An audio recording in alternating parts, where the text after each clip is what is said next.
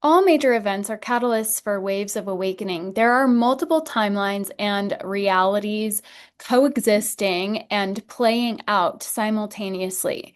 So, I'd like to do a follow-up on the Charlie Kirk assassination and share what I actually felt when I was tuning in and what I actually saw when I looked into the field.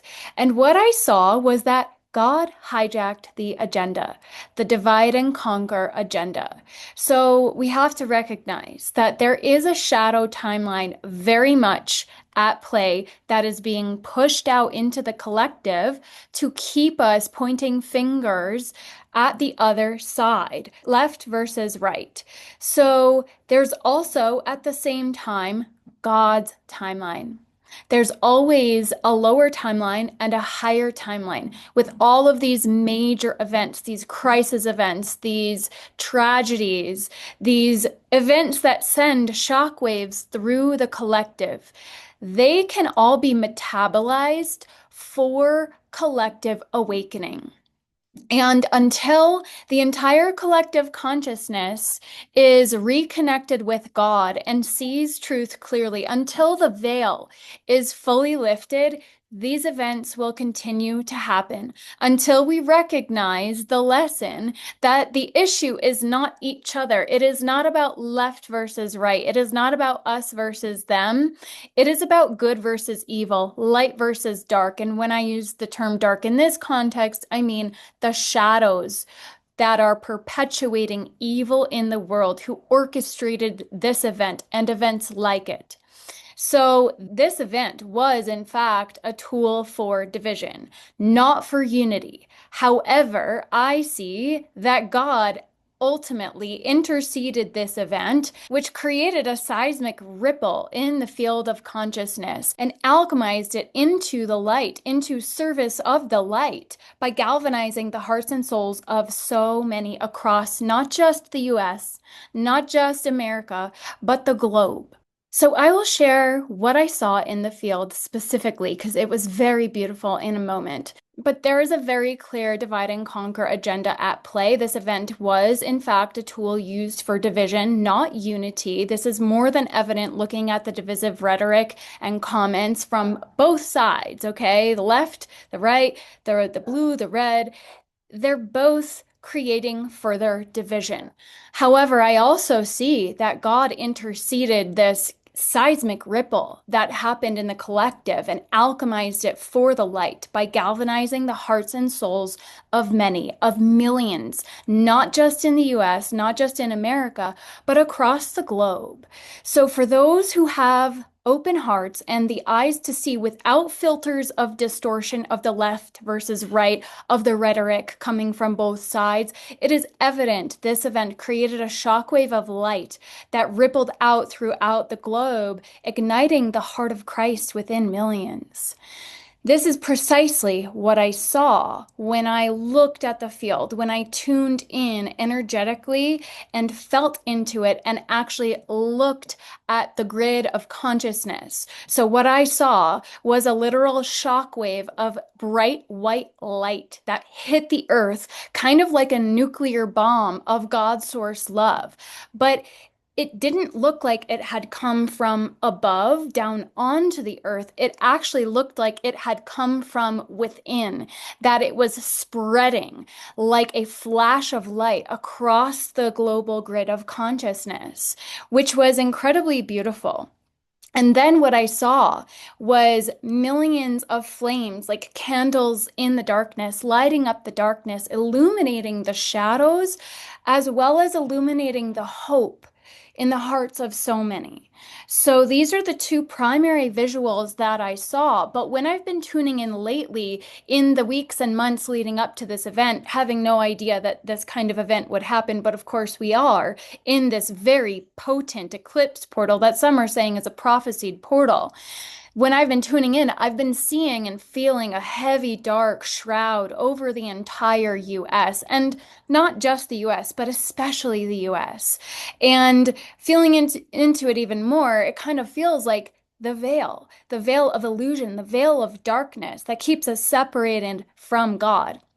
And what's really interesting about both of these visuals is I saw a creator, one that I had never seen before, come up on my Instagram, who had posted like a week or 5 days prior to Charlie Kirk's assassination, looking at the timestamp on his reel. He had shared this before the event occurred, that he was seeing. He described it exactly how I was seeing it, this shroud, this heaviness, this dark cloak over America. And I think oh, you know what? This was the crazy part. He had seen it specifically over Arizona. I think that's where he was located. And then he zoomed out. He saw it all over the US. And then he zoomed out further. It was all over the globe. And it very much matched energetically and descriptively what I feel and see myself.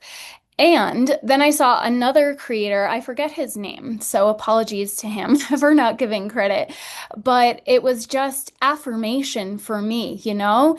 And then this other creator, and spiritual teacher that I've been familiar with, though I've not really engaged very deeply, but she's in my periphery, Earth Star. Z Earth Star. I saw her post after I saw this visual. I'm just not quick to get my messages out there, but she affirmed exactly what I had seen and felt because it's based on her description, literally almost exactly the same thing. I don't know if the visual she got was like literally precise to the T of this flash of white light that was spreading over the globe. Kind of like I did my best to recreate it in the thumbnail for this video. My best, right? I'm not so much an artist, but I do my best to kind of capture the energetic resonance in the thumbnails that I create for these videos, right? Um, and you know, for my general content, I do my best. And it's more about the energetic resonance, but I really, in this case, tried to depict what I saw. And what she described was so, so similar. I didn't write it down. I don't have the post right here, but it was so, so similar. So I took that as further affirmation that yes, and she was getting very similar messages about God. And I was almost like the exact same. And I was like, oh no, are people going to think that I am, you know, like using her, whatever? And I'm like, no, I literally saw the exact same thing. So this is part of unity consciousness, recognizing that many of us are connected to and attuning to the same field. And so we should use this as confirmation and affirmation that we're connected to true source when we see others reflecting the same images and messages. It's not that people are stealing codes from each other, which honestly, that can happen too, but I have no affiliation with either of them. It's just that we're connected to the field, the source field of consciousness. So it, again, affirmation that this is what's happening. And so what I was really perceiving was specifically the Christ seed being activated, the Christ seed in the high heart, the crystal seed atom. And the high heart chakra is the bridge between the heart chakra and the throat chakra. So, what I saw was the hearts illuminating and being activated through God, through Christ, and in turn, the throat chakras opening and activated, coming online to wield that sword of truth, to be God's soldiers. So I saw this as God's army being galvanized across the world. So again, while I see that heavy sense of grief and anger in the field, that shroud kind of reflecting that energy, I also see that shroud lifting and dissolving as the light itself has, in fact, gained strength and power like never before. So, you know, America does, in fact, play a large role in the collective awakening and the collective evolution of consciousness. It's been prophesied. And yes, it is in part because of the large role we play in the geopolitical sphere and widespread cultural influence. It's just a fact that America has an impact across the globe, whether you like it or not, whether you agree with the impact it's having.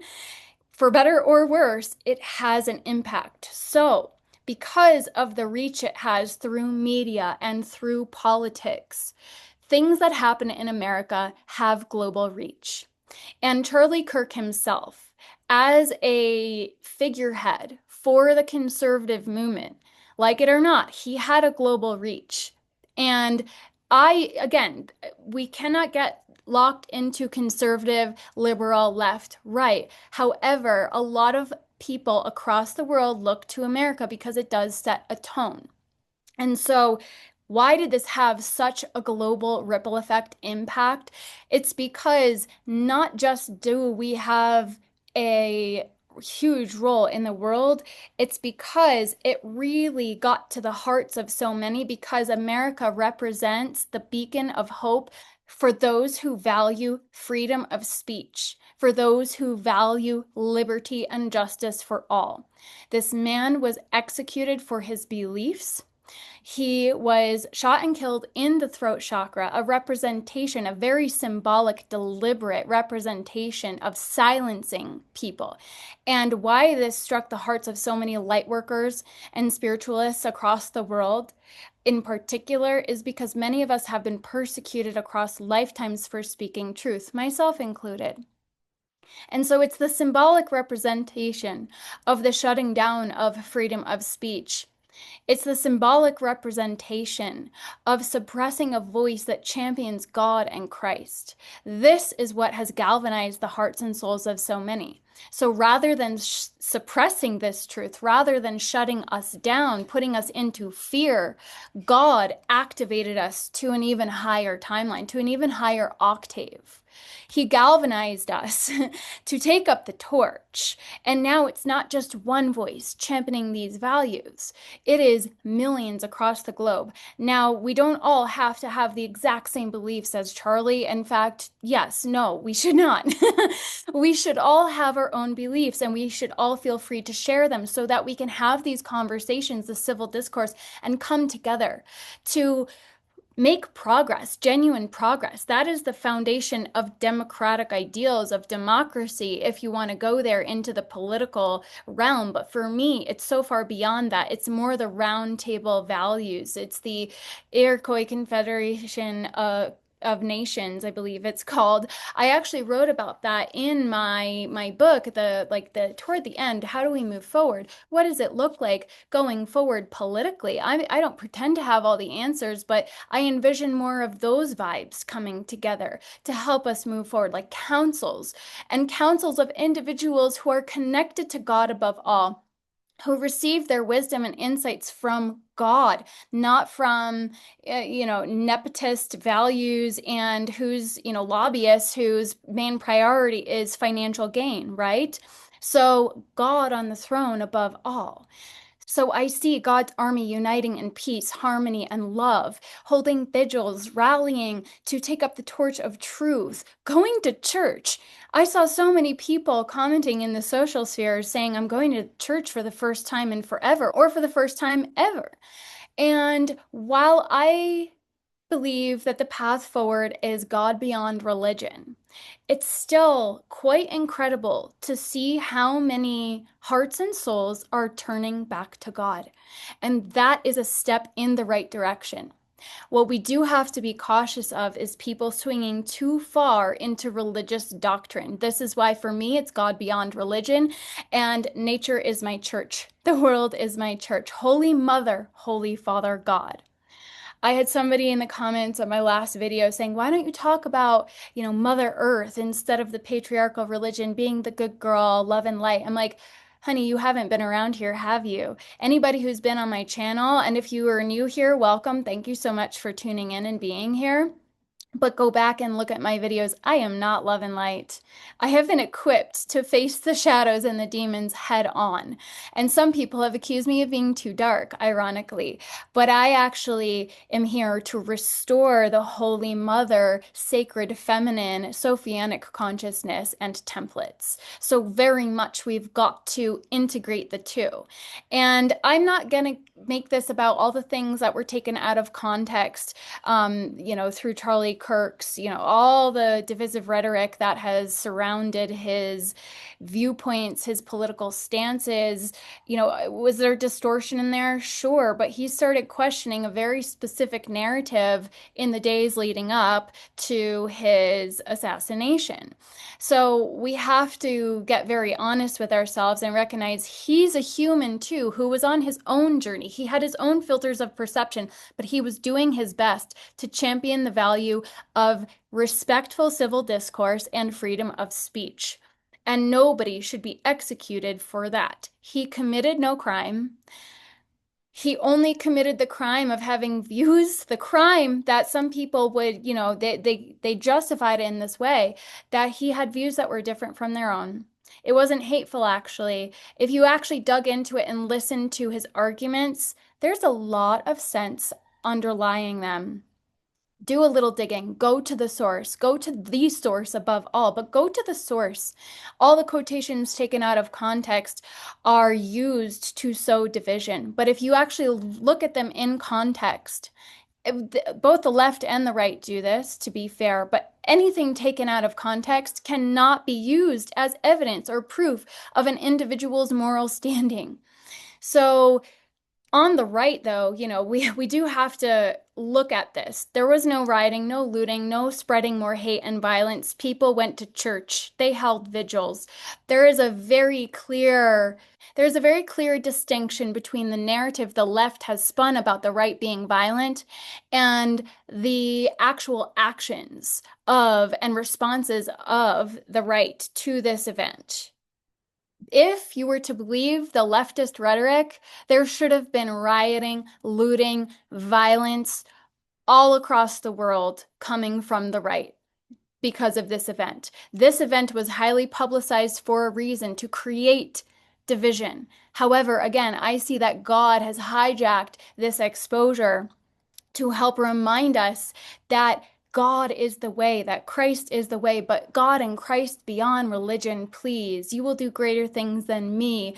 We are walking in his footsteps, but not in a church, right? This is my one distinction between a lot of the conservative right and my beliefs in God. They're not rooted in church and religion. It goes so far beyond that, in my opinion, in my viewpoints.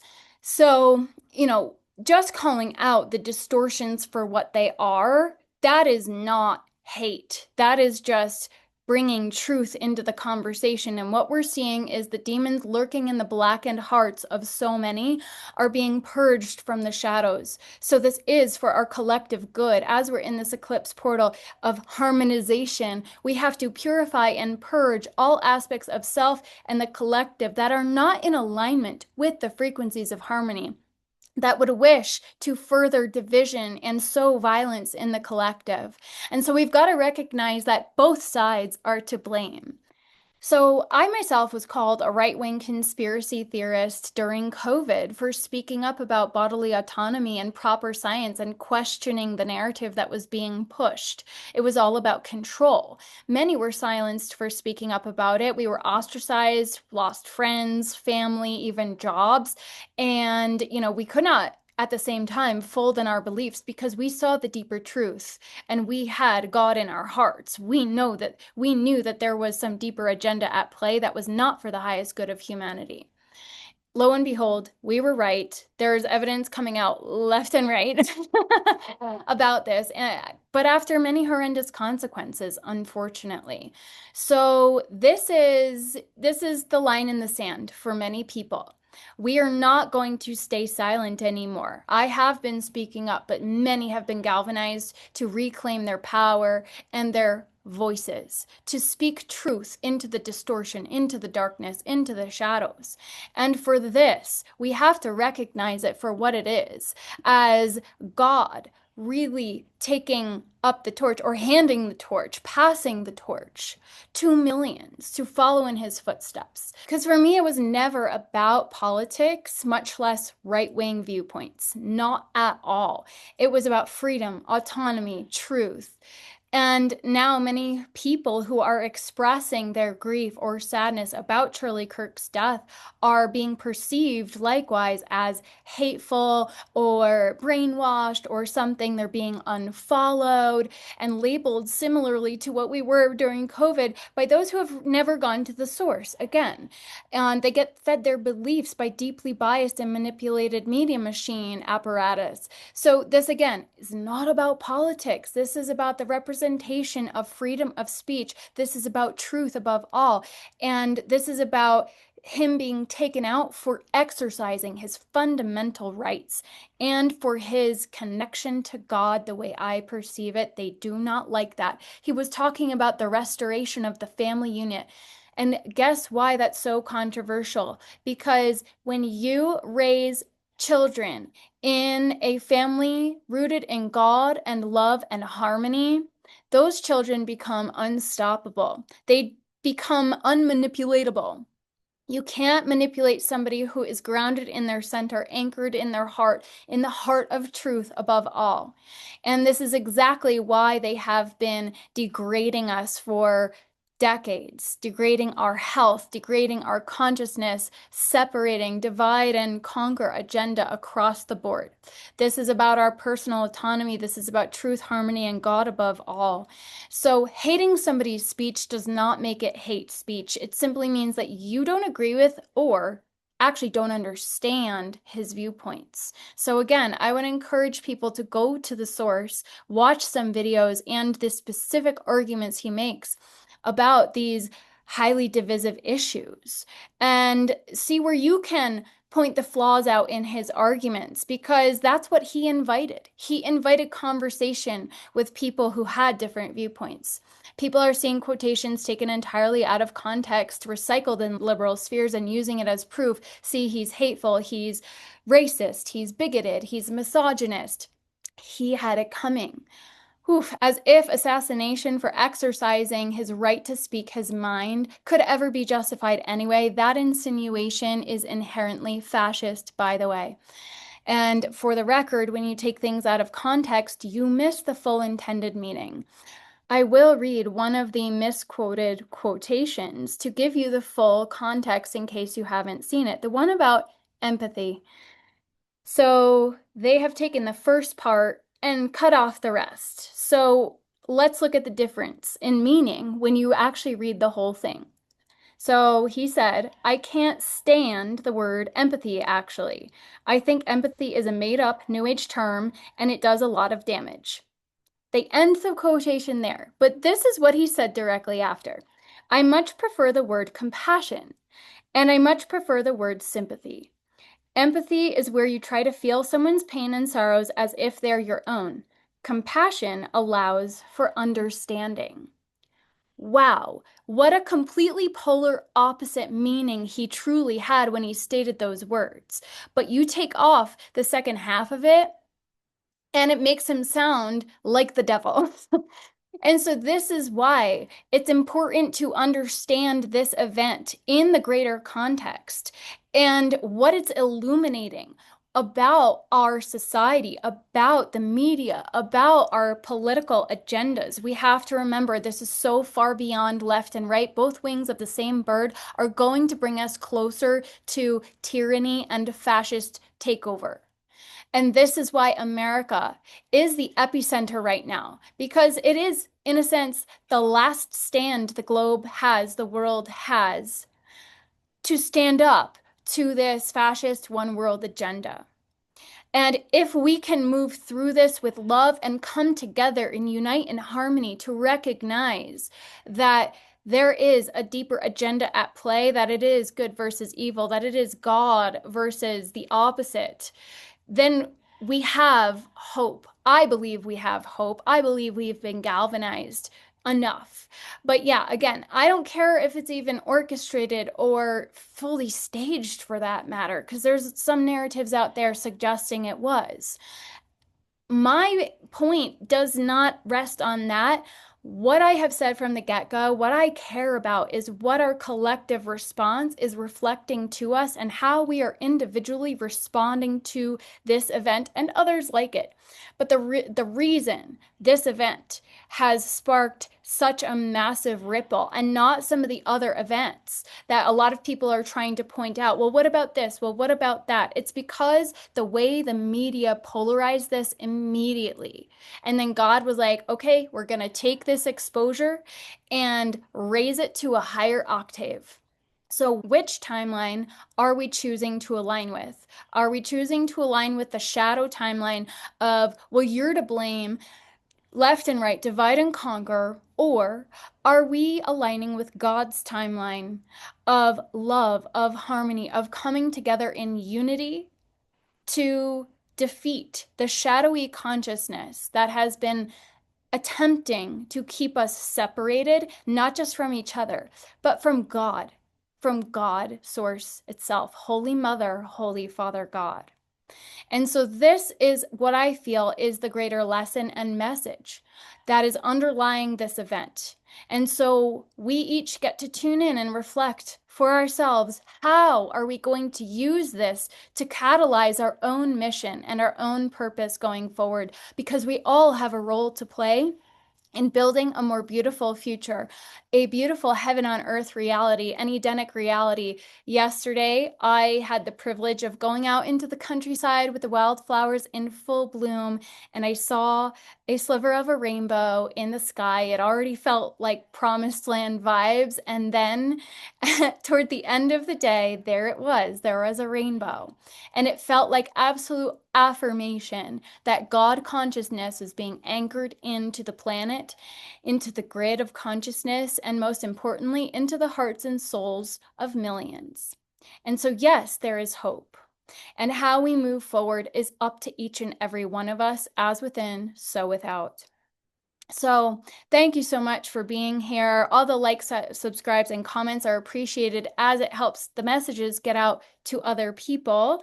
And if you want to go deeper for the equinox, which is really around the closing of this eclipse portal, weeks ago, I had the message, the download that the frequency to bring through and the activation that would come through would be specifically about inner harmony, cellular harmony, even. And now I'm seeing this as harmony of the spheres on every level of the spheres, left versus right, coming together. And so, really coming into inner union and that space of inner peace and harmony. As within, so without, that will ripple out into the collective with every word that we speak that is rooted in that frequency, with every action we make that is rooted in love. And so that is part of my inner temple. It will be available on its own, should you so desire to just do that one off. But my inner temple includes the Defense Against the Dark Arts, Psychic Defense, and Energetic Sovereignty Masterclass. So if you feel you're on the front lines of working with the darker energies to transmute and alchemize them, then this is really going to assist you. Or if you've been experiencing kind of, psychic attack and karmic stuff coming back on you, this will help to fortify your light field.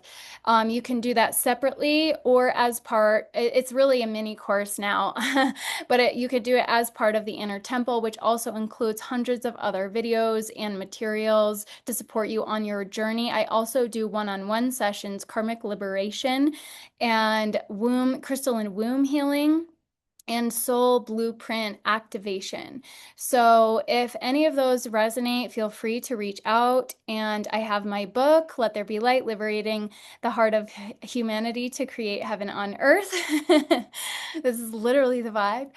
And I just so appreciate you all for being here. And there is more to come. I do a podcast every week, the Heart of Truth podcast, and that will be coming in the next day or two. The episode I had planned for that last week will be recorded and released. So yeah, there's a lot to come. There's always so much more to come, but truly this is the moment where we are moving through a prophesied threshold even.